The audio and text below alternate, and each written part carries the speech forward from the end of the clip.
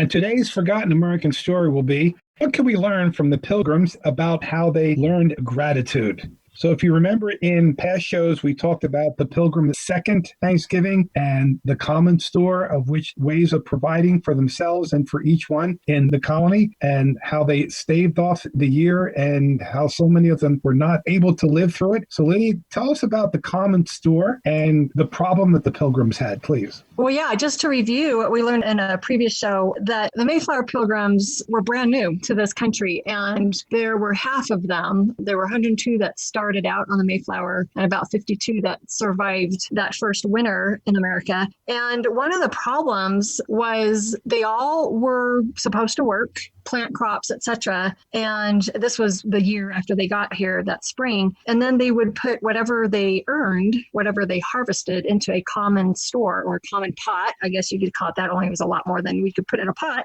And then the person that was in charge of governing them would be in charge of distributing it equally among everyone. But the result was everyone kept starving year after year after year. For 3 winters, they kept starving. And the reason why, one of the reasons why, is why work when you can get the same amount of food as everyone else? So that's what started happening. Some people just weren't working or weren't working as hard as others. So with less people working, there was less food produced, which means there's less food to divide among themselves. So do you remember what they did to correct that, Art? Well, I was going to ask you before I may jump in, Lydia. You know, that sounds good in the short term of putting everything in a common store and everybody taking out of there. But again, that sounds good in the short term. But how dangerous is that for the long term?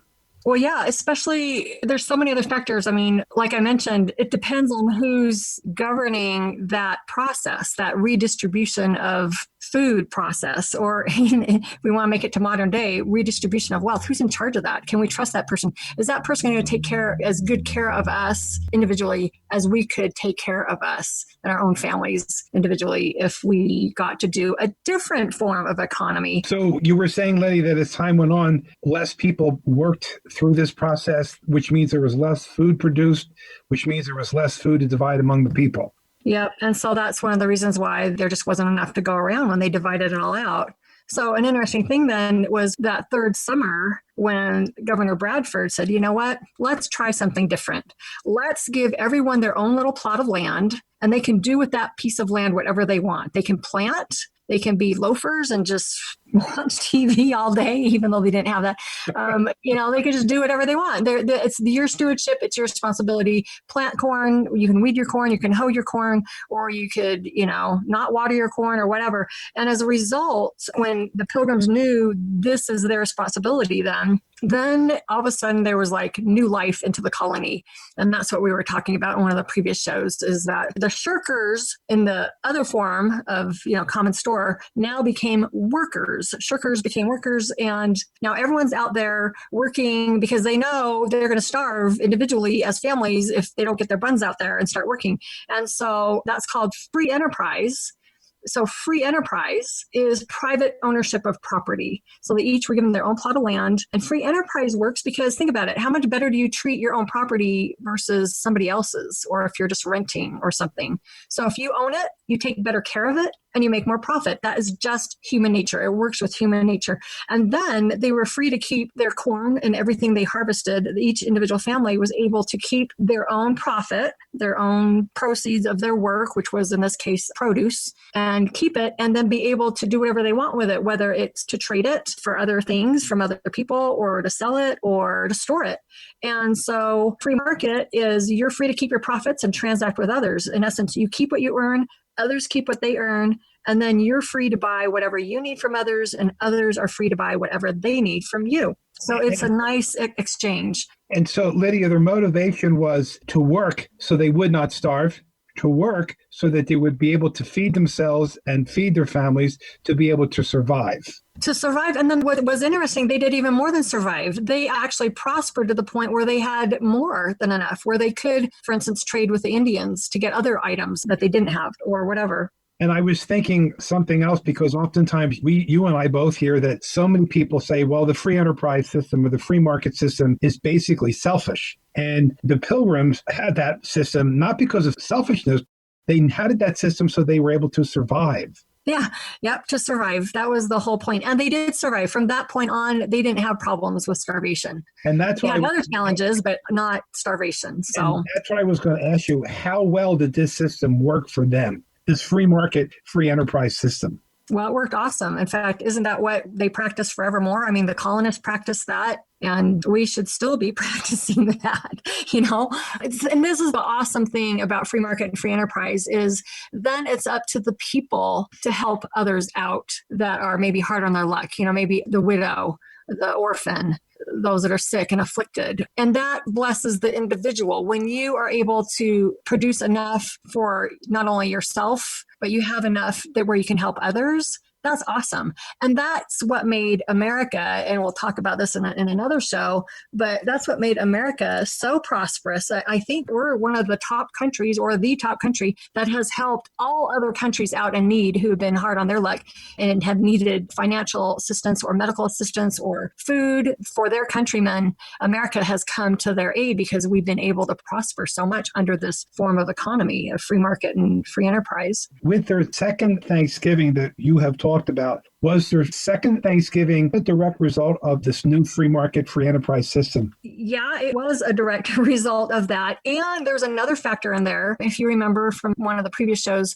they had a drought. Once they started doing this free market, free enterprise system, their crops started growing. Things were booming in prosperity because of everyone pitching in and working hard and growing their food and etc. But then there was a drought for 2 months. It didn't rain at all. And it was very not like the East Coast to not have rain. And that's what I loved about the story of the second Thanksgiving is because they started, I think, now this is me reading between the lines. I think, you know, when you start seeing that you're becoming prosperous and maybe even a little bit well-to-do, where you have enough, where it's not just living hand to mouth or making a penny stretch, where you now have extra, they could have been getting maybe a little bit not thankful and not realizing from whom these blessings are coming, maybe even a little bit greedy or thinking, oh my gosh, with this extra corn, man, I'm going to be able to buy that boat that I've always wanted or, you know, or flat screen TV or whatever.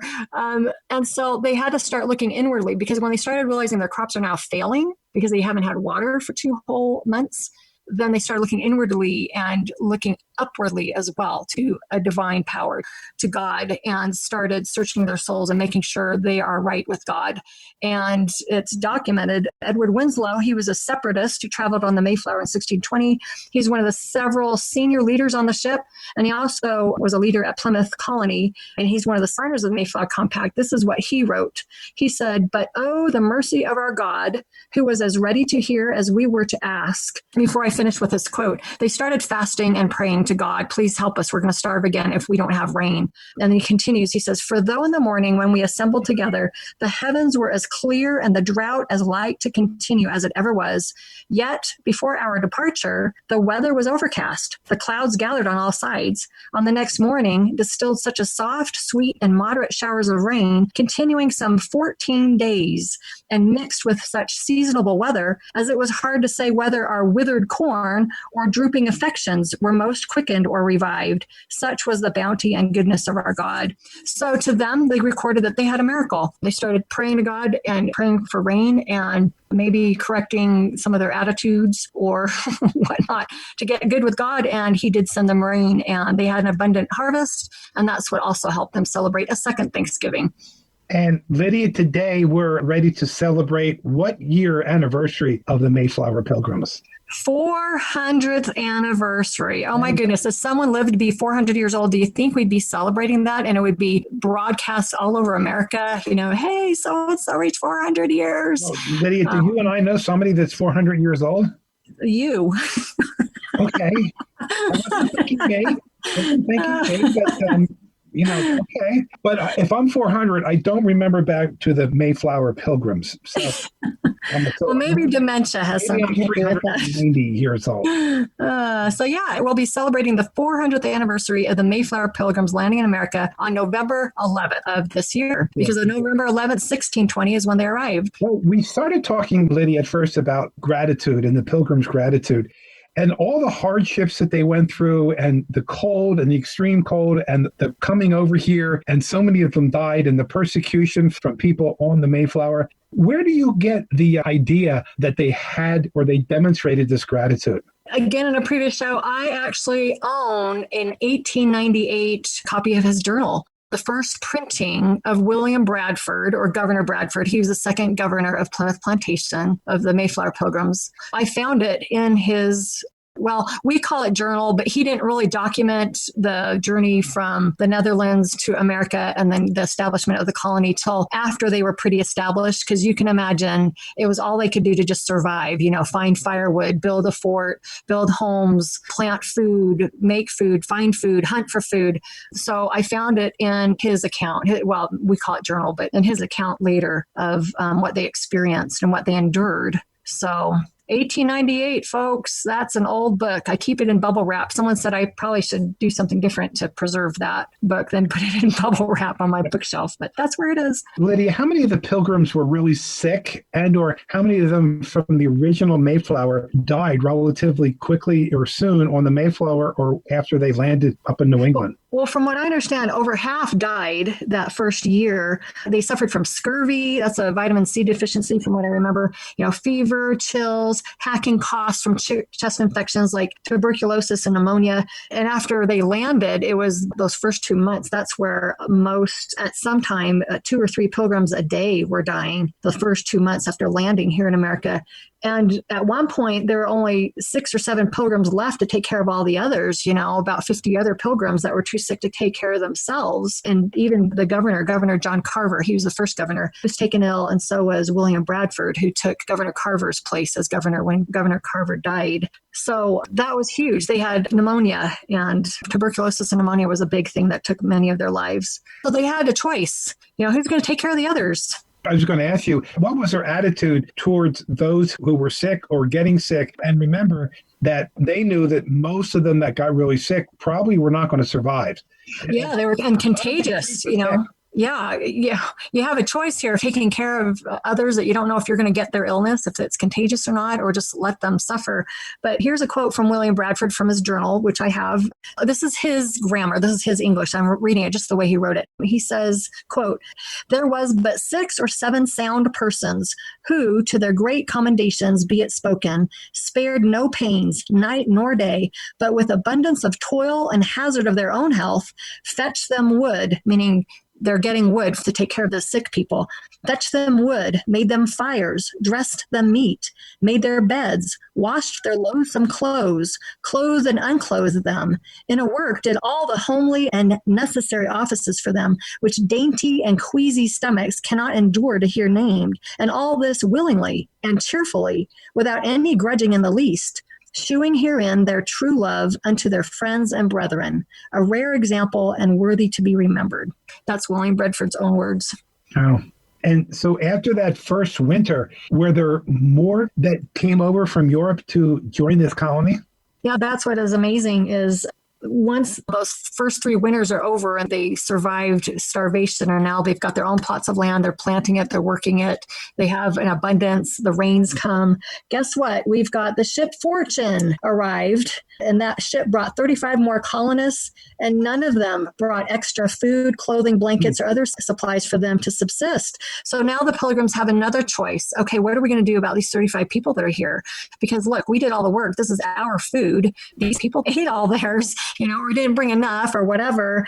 Are we going to share what we have reaped and stored for ourselves, or not share at all? Or if we do share, we're going to be grumbling about it. So that's what's amazing from the account that William Bradford documented, is he said that they chose to share willingly. And this is what he wrote. He said, I'm quoting, "So they were presently put to half allowance, one as well as another, which began to be hard, but they bore it patiently under hope of supply." So they kept hoping that more ships from England would come to bring supplies. And at one point, they were cut down to just a quarter of a pound of bread per person every day until their crops were ready to harvest.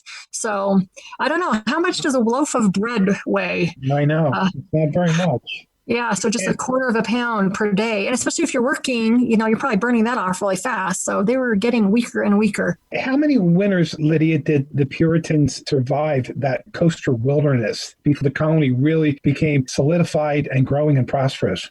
Well, from what I got from William Bradford's account, it was they survived their third winter living there in that weakened condition until they did find a fishing boat from somewhere. A lot of countries, especially England, maybe they didn't settle in the northern part of America, but they had fishing boats that would go there and fish and then bring the fish back to England or wherever.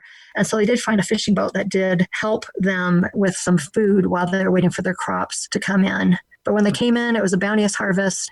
And yay, they were able to survive. So it'd be 3 winters total. Yeah. They had to endure that, which to me, they did have a choice to go back to England, just give up, scrap it. But they didn't.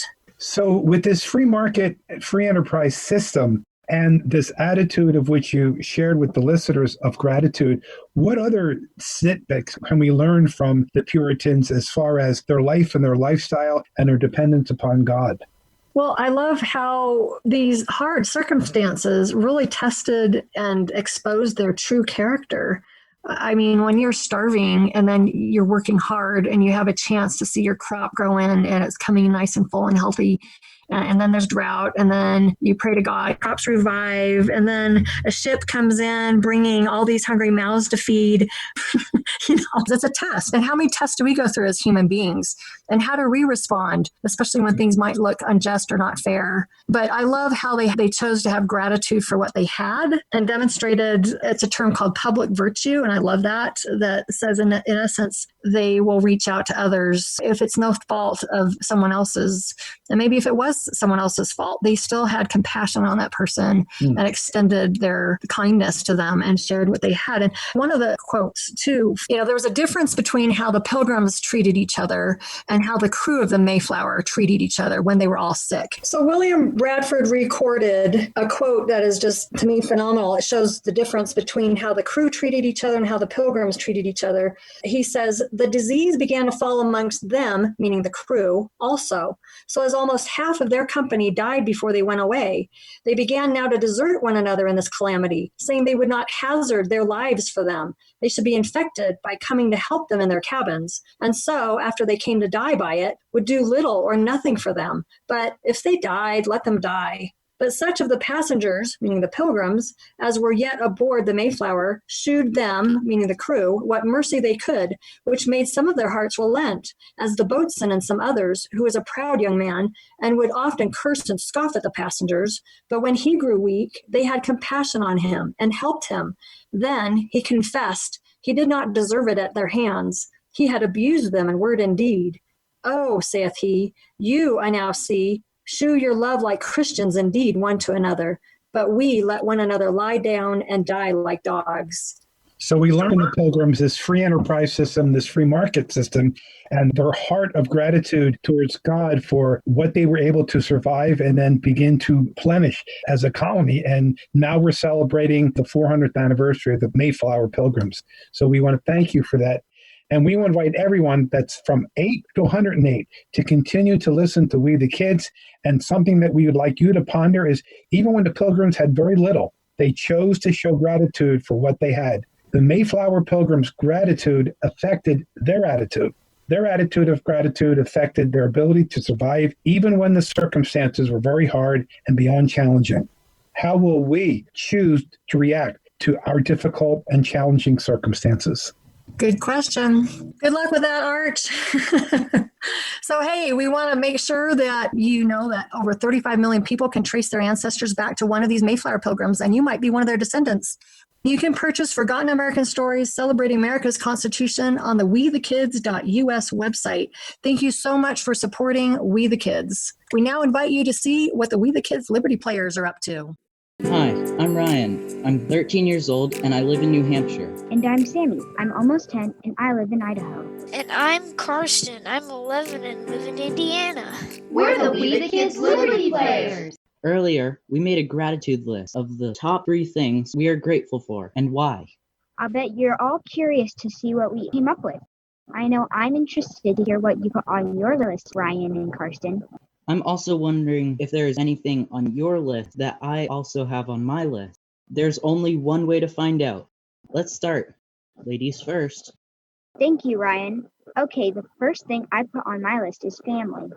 Why did you choose family as first thing on your gratitude list? I chose family first because they make me happy and encourage me to do hard things. What is the first thing on your gratitude list, Ryan, and why did you choose it?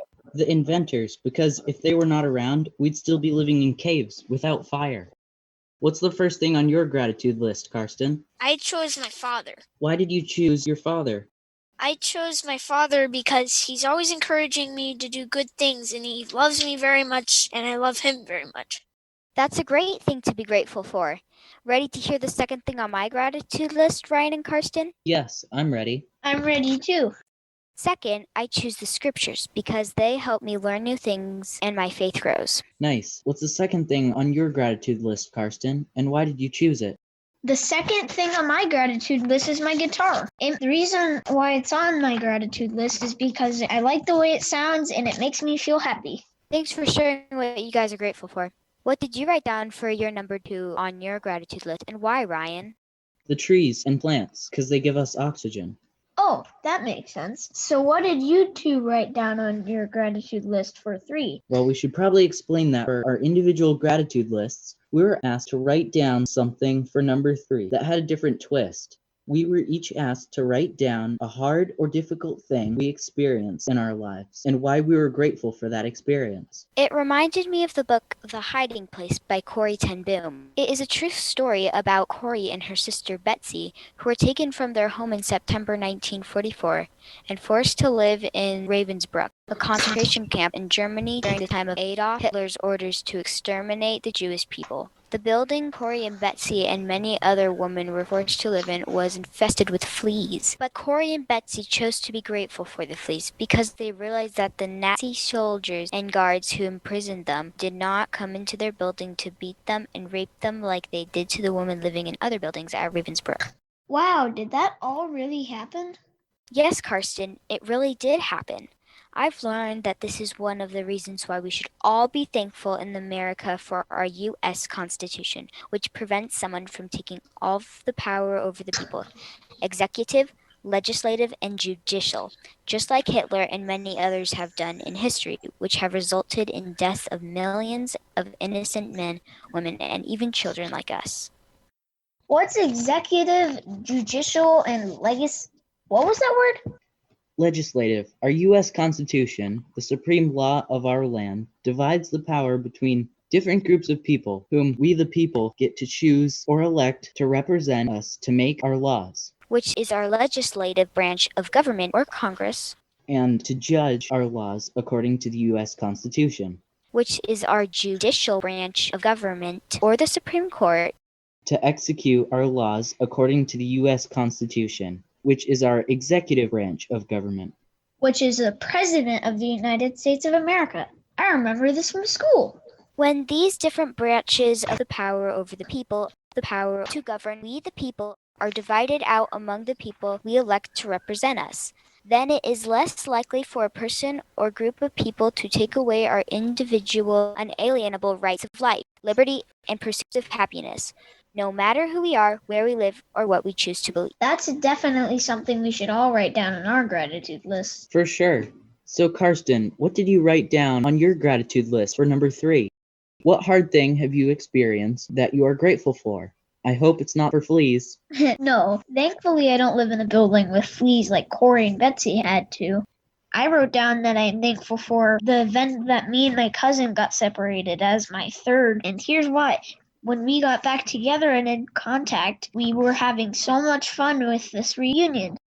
Here's the hard thing I experienced and wrote down as number 3 on my gratitude list. I had to finish my cooking merit badge, which is a hard one and is really involved. I didn't want to do it, but I did. Now I'm grateful. Thanks, Ryan and Karsten. The hard thing I experienced in my life that I'm grateful for is being a military brat. Why? Because I move often. I have lived in Utah, Germany, England, and Idaho. I will be sad to leave my family and friends this summer, but I will meet new friends and explore new places. This makes it so I have friends all over the world, and I'll explore new places, which helps history come alive. I'm glad to support my dad in the military. Wow, we sure have shared a lot of things to be grateful for. It's amazing how I've learned that I can have gratitude for even hard times in my life. Yeah, me too. It just depends on us choosing to have an attitude of gratitude. I'm glad we all got to write down the top 3 things we were grateful for. I've learned a lot. We have too. What are the top 3 things on your gratitude list, America? From us to you, thank you for joining us on We the Kids radio show.